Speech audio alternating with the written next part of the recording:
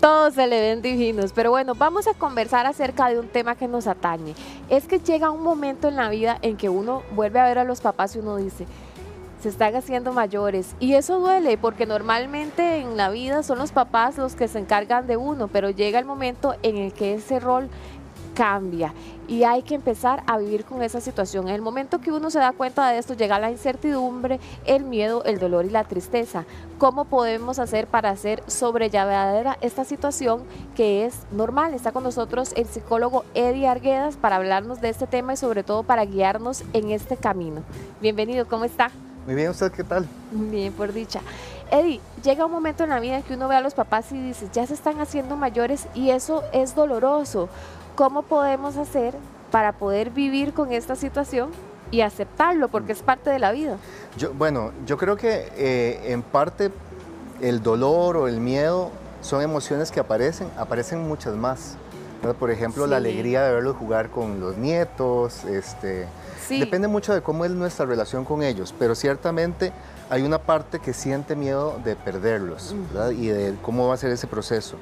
También hay gente que tiende como a negar o minimizar los cambios que están pasando, ¿verdad? Entonces, no queremos ver a veces que sí, que tal vez a mamá o papá tal vez ya no le es tan fácil caminar o tal vez aquello que hacía más rápido ya ahora le cuesta o se le olvidan cosas y nos negamos un poco a eso porque hay emociones nuestras que quieren protegernos del dolor y de la pérdida y del vacío de no tenerlos como esas personas de pronto que fueron esa figura estable, fuerte, que ya va a empezar a ser diferente y nos cuesta ese proceso de cambio, ¿verdad? Hablemos de eso, porque a veces cuando los papás se le empiezan a olvidar cosas, como que la familia dice, ay sí mami, pero acordate, eso fue aquel día que fuimos ahí, ¿no te acuerdas?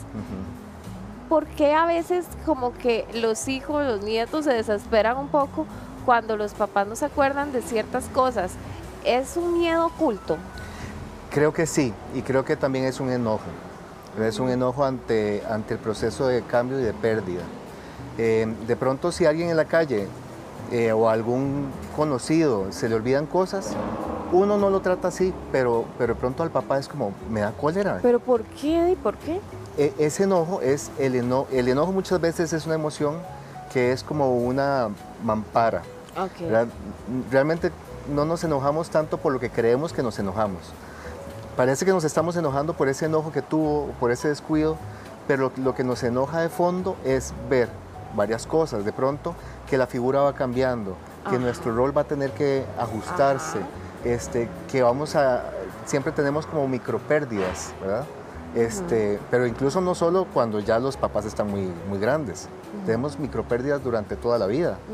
Y a veces ese proceso de cambio durante todas las etapas no lo hemos visto como algo normal, natural a nivel social. No hablamos tanto de eso o nos parece que envejecer de alguna forma es algo que quisiéramos evitar. Sí. ¿Verdad? Como, no sé, se me está cayendo el pelo aquí, tengo canas. Y de eso no, debería como teñirme o ponerme algo para que no se vea que estoy perdiendo el pelo. Es eso mismo, pero multiplicado un montón de veces cuando ya nuestros papás están más grandes. Vea el caso en este momento de Ale que nos está escribiendo. Dice, ¿qué hacer cuando uno ve que los papás están padeciendo de diferentes enfermedades, que hay problemas con los papás y tiene que hacerse cargo solo, él solito? ¿Cómo hace? Lo primero es que hay que reconocer que nos da un miedo terrible, ¿verdad? O sea, hay que empezar por ahí. No tengo que ser invulnerable, fuerte, no hay un manual, ¿verdad? O sea, esto que está pasando, puedo sentirme desorientado porque es nuevo y es emocionalmente muy intenso. Vamos a empezar por ahí. Luego, empezar a identificar cuáles son como las redes de apoyo que puedo tener, que a veces esas redes pueden ser cada vez más pequeñitas porque las familias cada vez son más pequeñas. Sí, y a veces aunque sean grandes le recae a uno, ¿verdad? Bueno, a veces cuando son grandes se vuelve muy complicado el tema de la negociación porque pasan un montón de cosas más dentro de las familias, por ejemplo, los resentimientos o el papel que tuvimos durante nuestro crecimiento en la familia. ¿Verdad? Pero ciertamente sí, aunque sean las familias grandes, Puede ser que en algún momento una persona se ve en la situación de decir, me toca a mí, no veo a nadie más a la par, ¿no? Sí.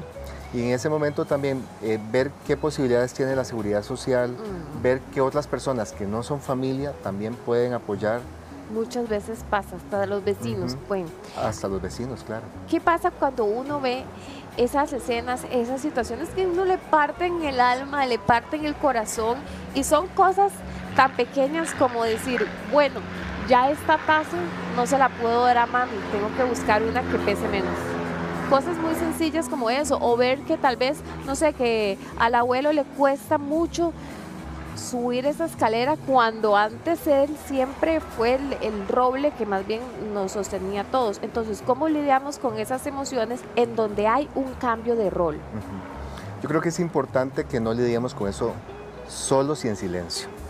Eso es como lo primero que tenemos que romper, que busquemos conversar de eso con personas de nuestra confianza o con personas de salud mental, porque hay un tema importante de cómo yo voy acomodando mis emociones.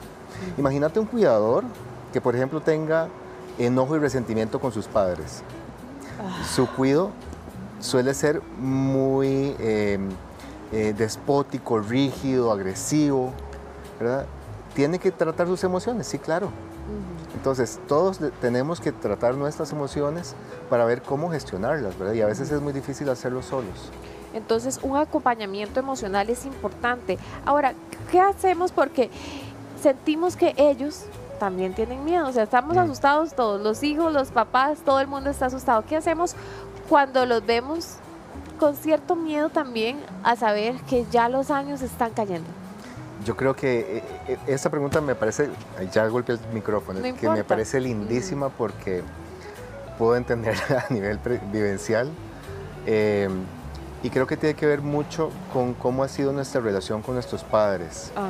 En algún momento poder entender, sin que nos lo digan, que tienen miedo, nos ayuda a poder tener un acercamiento desde la ternura, desde la paciencia, también poder preguntar un poquito, ¿verdad?, sobre cómo se va sintiendo o cómo está, a veces con cosas pequeñas, no sé. Por ejemplo, mi mamá tiene 75, me dijo que iba a estar viendo, me llamó hace poquito. y en algún momento ella era como, bueno, no sé si dejarme el pelo blanco, que estamos hablando nada más del pelo, pero para ella era importante, ¿verdad? Como el tema de, no, todavía no me siento preparada. Para y entonces se dejaba el pelo blanco un tiempo, se lo volvía a teñir y así. Ya tiene como unos 5 años que tiene el pelo blanco divino y está ahora más bien como feliz y orgullosa. ¿Cómo ha ido siendo ese cambio? O los cambios con mi papá. Creo que esos cambios han ido siendo conversados, ¿verdad? Como un poquito como abrir el espacio como para preguntar, como preguntarías con cualquier otra persona, con un amigo, con una amiga, ¿no? Dice Michelle, ¿cómo ayudar a mis hijos a aceptar que uno ya no es igual después de un derrame cerebral? Es bien importante. Yo creo que cuando se da la oportunidad hay que abrir las conversaciones en familia. Nosotros como sociedad muchas veces hemos tenido dinámicas desde el silencio. Las cosas pasan pero no se hablan. Y tenemos que desmitificar las cosas. ¿Cuáles son las expectativas que tenemos? Si alguien, por ejemplo, tuvo un derrame y hay cambios físicos, depende del nivel, ¿verdad? Y de la rehabilitación y recuperación que pueda tener, pero es importante poder hablar de las expectativas. ¿Qué es lo que yo esperaba que pase con mi rehabilitación que no está pasando? O que esperaba yo como hijo que pasara y cómo te puedo apoyar más. En muchas de esas situaciones no hay una respuesta de resolver.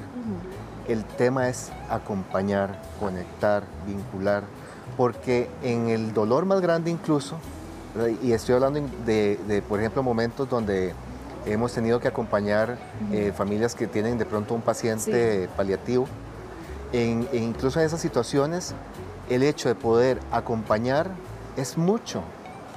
No hay una respuesta ni una solución siempre necesariamente. Con eso me quedo. Muchísimas gracias. Que estén muy bien. amable. Gracias. Gracias, que estén muy bien.